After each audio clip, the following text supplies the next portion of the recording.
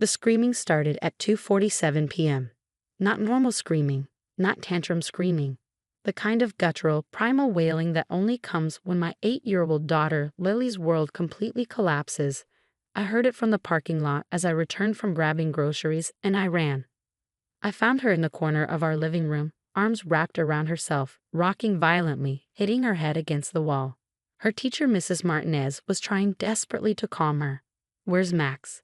I dropped everything, scanning for the golden retriever who should have been pressed against Lily's side. "That's the problem," Mrs. Martinez said, tears in her eyes. "Your sister came during lunch. She said you sent her to pick up Max for a vet appointment. She had a key, knew the commands." I didn't think. My blood turned to ice. "Veronica took Max 40 minutes ago. Lily's been like this ever since." Max wasn't just a dog. He was Lily's lifeline.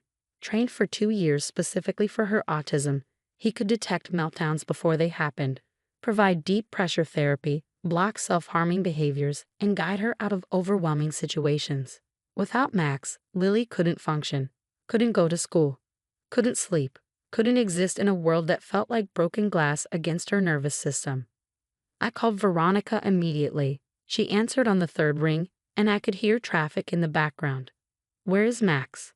"Oh, hi, Melissa. Don't worry, he's going to a wonderful home."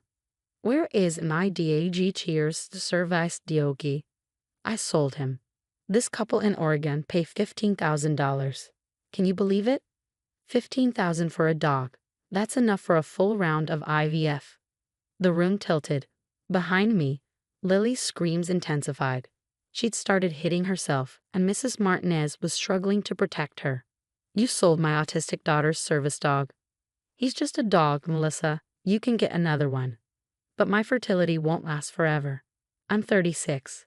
Max is a mini-GCL device. He's specifically trained for Lily. She can't function without him." "She functioned before she had him." "No, she survived ET. There's a difference. Look, the buyers already have him. They're driving to Oregon now. It's done. My IVF appointment is next week. Finally, after 3 years of trying, I can afford it. That dog costs $40,000 to train. He's not a pet." "Exactly, which is why I got such a good price." I hung up and called 911. "My daughter's medical equipment has been stolen. She's having a severe autistic meltdown and injuring herself." The dispatcher could hear Lily's screams. Medical equipment. Her service dog. My sister stole and sold him. My daughter is autistic. The dog is legally medical equipment. We're sending units now. While waiting, I called my mother, praying she wasn't involved. "Oh, honey," she said immediately. "Veronica told me. I know you're upset, but she's desperate for a baby. You knew? She said she was going to ask you. She didn't ask. She stole him while Lily was at school." "Dogs are replaceable, sweetie, but Veronica's chance at motherhood isn't." "Max isn't replaceable. He knows 47 specific commands for Lily's needs. He's been with her since she was 5. He's the only reason she can attend school." "You're being dramatic. Lily will adjust." Behind me, Lily had bitten her own arm hard enough to draw blood. Mrs. Martinez was crying while trying to restrain her without making the meltdown worse. "Lily is hurting herself. She's bleeding because her medical support is gone. Veronica needs this. Lily needs her service dog. A dog is not more important than a human baby. Max isn't just a dog, and Veronica's hypothetical baby doesn't override Lily's actual disability." I hung up as the police arrived, followed closely by an ambulance. The paramedics had to sedate Lily. She'd given herself a concussion from headbanging and bitten through her lip. Officer Thompson took my statement while we followed the ambulance to the hospital. "Your sister sold a service dog. For IVF money." She knew exactly what Max meant to Lily. She's watched him work. She's seen what happens when he's not there. "Do you know who bought him?" "Some couple in Oregon. They're driving there now. We'll put out an alert. Trafficking in service animals is a federal crime." They had no idea what I would do next. While Lily was sedated in the hospital, I went to war. First, I posted in every service dog group online. "Stiolayan service Dilgi, Max, Golden Aritiraiva. Taken from AITA Child in CLF. Sold to couple heading to Oregon. Please share. I included photos of Max wearing his vest, his service dog registration, and video of him performing specific tasks for Lily, interrupting self-harm, providing pressure therapy during meltdowns, alerting to sensory overload. Within an hour, it had been shared thousands of times. Then I posted the full story on Facebook, including screenshots of Veronica's text admitting to selling him and my mother's messages supporting her. My sister stole my autistic daughter's service dog and sold him for IVF money. My daughter is now hospitalized from self-injury during the meltdown that followed. This is what happens when people think service dogs are just pets. The autism community exploded in rage. Parents who understood what losing a service dog meant. Adults with autism who knew the hell of losing their support. Trainers who knew how irreplaceable a specifically trained dog was. Someone found Veronica's Instagram. She posted a photo of herself at a fertility clinic with the caption, "Finally starting my journey to motherhood." Sometimes you have to make hard choices for your dreams. #IVF journey, #future mama. The comments destroyed her. You stole a disabled child's medical equipment. Hard choices. You mean stealing from your AITA. You want to be a mother but traumatize a child. Within 3 hours, Veronica had deleted all her social media. But the internet doesn't forget. Screenshots were everywhere. Then came the breakthrough. A truck driver in Northern California had seen the alert. He'd noticed a golden retriever at a rest stop wearing what looked like a service vest with an Oregon-plated SUV. The dog seemed distressed, he reported. Kept trying to leave with different people. The couple claimed he was their service dog, but he wasn't responding to them. Max was trained to find help if separated from Lily. He was trying to get back to her. State police intercepted the couple 2 hours from the Oregon border. They claimed they bought the dog legally, showing Venmo receipts to Veronica. But when officers asked them to demonstrate Max's service tasks, they couldn't. When they tried to show Max's registration, it was clearly fake. Real service dogs don't have registration in the U.S., something any legitimate handler would know. Max was recovered at 11 p.m., 8 hours after being stolen. But the damage was done.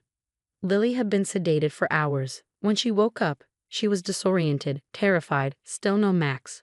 She wouldn't eat, wouldn't drink, wouldn't let anyone touch her. She'd retreat to corners, rocking, humming the same 3 notes over and over, her most severe distress signal. Dr. Kumar, her psychiatrist, was blunt. The trauma of losing her primary support could set her back years. We're looking at possible regression in speech, self-care, all the progress she's made. When the police brought Max back at midnight, I thought everything would be okay. But trauma doesn't work that way. Lily didn't trust that Max would stay. She grabbed his fur so tight he yelped, wouldn't let go even in sleep. She stopped going to the bathroom because that meant leaving Max. She stopped eating unless Max ate from the same plate first, proving he was real. The regression Dr. Kumar predicted happened fast. Lily stopped using her AAC device to communicate, stopped tolerating clothing, stopped sleeping in her bed, only on the floor with Max. Meanwhile, Veronica was arrested. The charges were severe.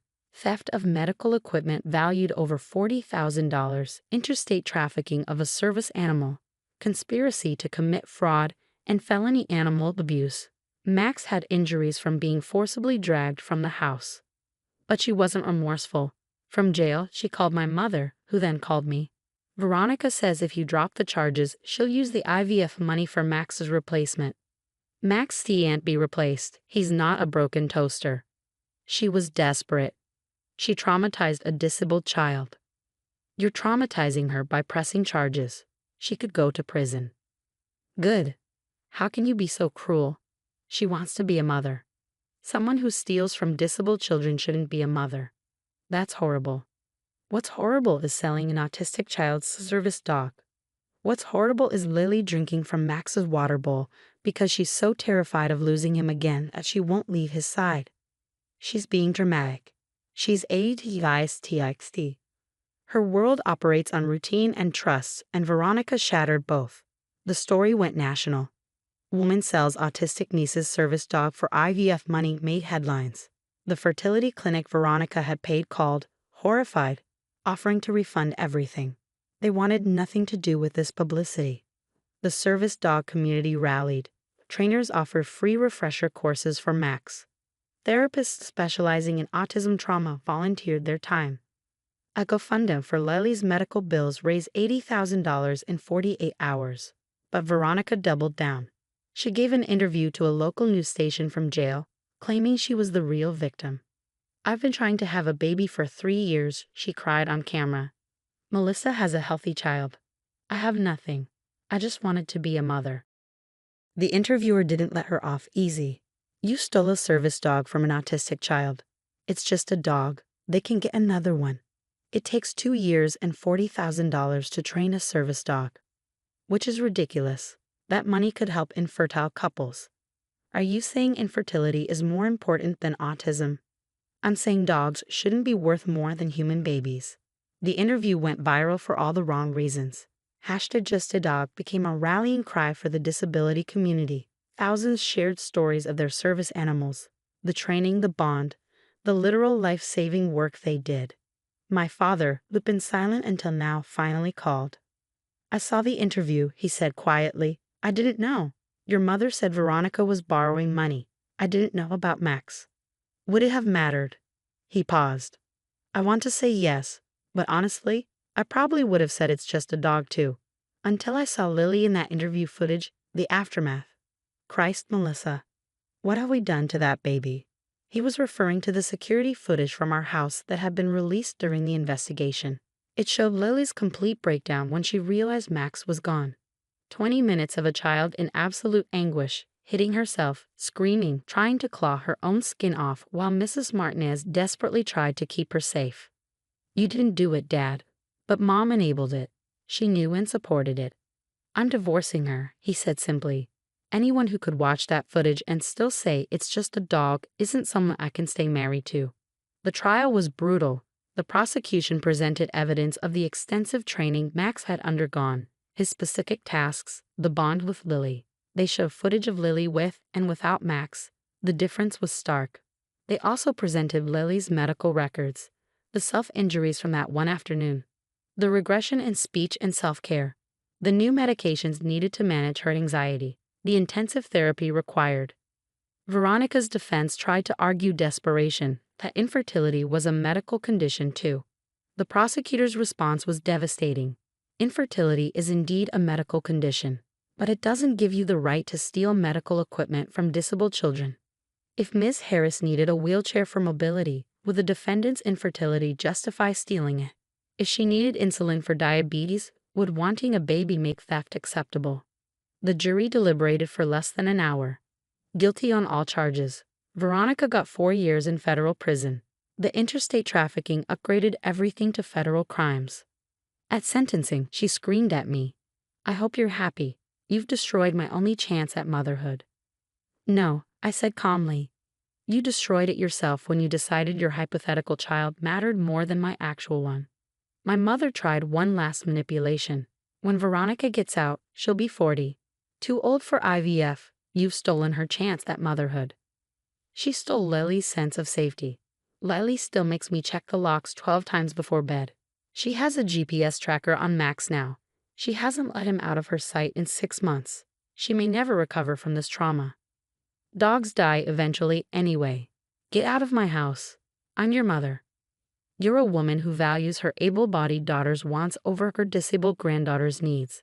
That's not a mother. That's a monster. It's been 2 years. Lily has made some progress. She's back to using her AAC device, though not as much as before. She'll wear clothes again, though only specific textures. She sleeps in her bed now, but only with Max pressed against her and 3 locks on her door. Max is getting older. He's 10 now. We're training a successor service dog, slowly introducing him to Lily. The process is delicate. She needs to trust that getting a new dog doesn't mean losing Max. Veronica gets out next year. She's written letters about forgiveness, about understanding, about moving forward as a family. I wrote back once. "You wanted to be a mother so badly you traumatized a child. You wanted to create life so desperately you nearly destroyed one. You don't deserve forgiveness. You deserve exactly what you got. a prison cell, and a womb that will never carry children because someone who steals from disabled kids shouldn't raise any. She didn't write again. My father did follow through with the divorce. He's in therapy, working to understand how he enabled this toxic dynamic for so long. He's earned supervised visits with Lily, slowly rebuilding trust. My mother lives alone now, posting bitter Facebook rants about ungrateful children and how dogs have more rights than humans these days. Last week, Lily did something amazing. We were at the park, and a little boy asked about Max's vest. Instead of hiding, Lily used her AAC device to explain. Max helps me. He's not a pet. He's medical equipment. The boy's mother started to say, "Oh, he's just that." Not just, Lily interrupted, her first spoken words in months. Not just Ed Dioge. Max is mine. Max stays. She hasn't spoken since, but those 6 words were everything. They wanted me to choose between a dog and my sister's dreams. But it was never about a dog versus a baby. It was about a disabled child's needs versus an adult's wants. They had no idea what I would do next. Now everyone knows. Service dogs aren't pets. They're not replaceable. And anyone who says it's just a dog has never watched a child try to claw their own skin off because their world collapsed when that dog disappeared. Veronica wanted to be a mother. Instead, she became a cautionary tale about what happens when you value potential children over actual ones. And Max? He's still here, still working, still the bridge between Lily and a world that often feels too bright, too loud, too much. He's not just a dog. He never was.